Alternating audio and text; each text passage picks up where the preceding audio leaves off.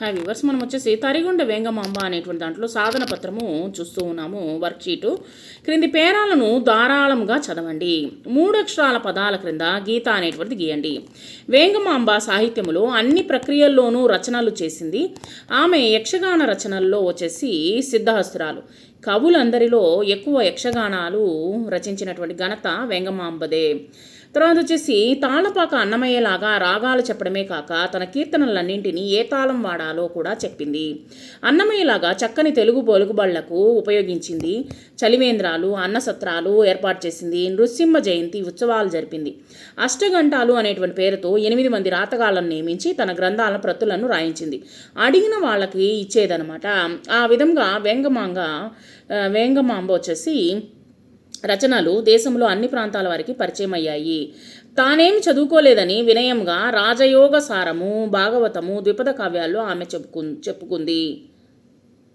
ఈ యొక్క పారాగ్రాఫ్లో 3 అక్షరాల పదాలు వచ్చేసి రచన, ఎక్కువ, ఘనత, రాగాలు, తాళము, చక్కని, తెలుగు అనేటువంటిది 3 అక్షరాల పదాలు. పై పేరాలో సంయుక్తాక్షర పదాలను రాయండి. సాహిత్యం ప్రక్రియల్లోనూ యక్షగాన, సిద్ధహస్తురాలు, కీర్తనలు, చలివేంద్రాలు, అన్నసత్రాలు ఏర్పాటు చేసింది. నృసింహ జయంతి, అష్టగంటాలు, గ్రంథాలు, ప్రాంతాలు, ద్విపద కావ్యము. నిఘంటువు ఆధారముగా పదాలకు అర్థాలు అనేటువంటిది రాయండి. సిద్ధహస్తురాలు అంటే నేర్పరి, ఘనత అంటే గొప్పతనము, పలుకుబళ్ళు అంటే సమాజంలో ఒక వ్యక్తికి ఉన్నటువంటి గౌరవము, ప్రతులు అంటే నకళ్ళు అంటే కాపీలు అనమాట.